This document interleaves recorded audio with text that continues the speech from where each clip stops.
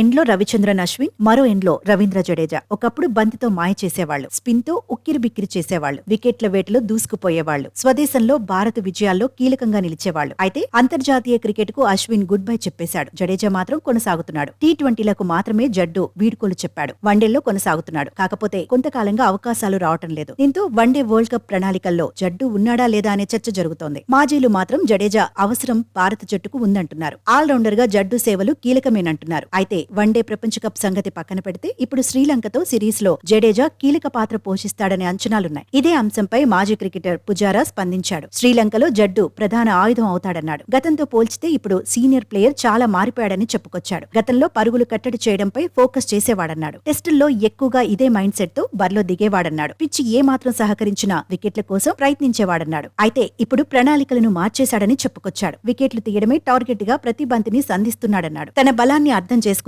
Bowling చేస్తున్నాడన్నాడు. Stump line లో బంతిని వేసి వికెట్లు తీయాలని చూస్తున్నాడన్నాడు. ఒకప్పుడు డిఫెన్సివ్ మైండ్ సెట్ తో ఉండేవాడన్నాడు. మొత్తంగా జడేజాపై పుజారా అంచనాలు పెంచేశాడు. చివరగా సౌత్ ఆఫ్రికాతో టెస్టులో జడ్డు బరిలో దిగాడు. గువాహటిలో ఆడిన ఆఖరి మ్యాచ్ లో వికెట్ల వేటలో సిక్సర్ కొట్టాడు. బ్యాటింగ్ లోనూ టాలెంట్ చూపించాడు. హాఫ్ సెంచరీ సాధించాడు. శ్రీలంకపై జడ్డుకు సూపర్ రికార్డు కనిపిస్తోంది. లంకలో ఆడిన 2 టెస్టుల్లో 13 వికెట్లు సాధించాడు. ఓవరాల్ గా ఆ జట్టుపై 7 టెస్టుల్లో 33 వికెట్లు సొంతం చేసుకున్నాడు. 326 పరుగులు సాధించాడు. తన అత్యధిక స్కోర్ ను శ్రీలంక పైన కొట్టాడు. మరోవైపు జడేజాపై టీం మేనేజ్మెంట్ కూడా భారీ ఆశలు పెట్టుకుంది. శ్రీలంకలో పిచ్లు స్పిన్నర్లకే ఫేవర్ గా ఉండబోతున్నాయి. అలాంటి పిచ్లపై జడేజా మరింత బాధ్యత తీసుకుని బౌలింగ్ చేయాలని టీం మేనేజ్మెంట్ కోరుకుంటోంది.